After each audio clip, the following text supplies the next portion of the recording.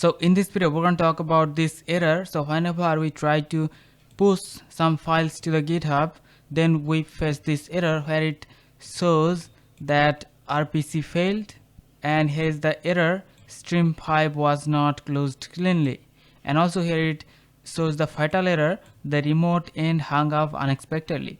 And with this error message we are unable to push our files onto the GitHub. So in this video we're going to talk about possible reasons, and also we're going to see how we can fix that. So there can be several reasons for that, like an example due to network interrupts and also issues with the remote server, or if we have some size limit on the repositories, then also we can face this error.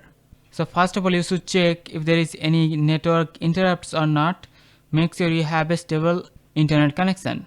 For me, I was having this buffer size problem, so I had to increase the buffer size. So to increase the buffer size, you have to use the command git config --global and then http://postbuffer, and here we have to mention the buffer size that we wanted to set.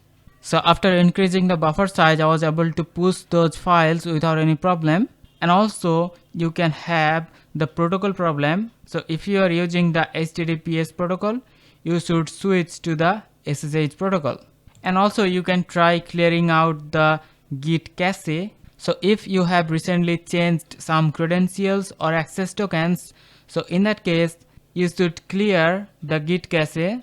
Maybe that can be a problem. So to clear the Git cache, you can use the command git credential cache and exit. So with this command you can clear the Git cache, and maybe this can fix the problem. So after doing all of that, if the problem still persists, then you should try pushing smaller batches. So if you are pushing large amount of data, you should break it down into smaller commits, and this way you can bypass those errors. So for me, I had to change the buffer size limit, and then I was able to push the files onto the GitHub. So hope this video was helpful to you. See you in the next one. Take care.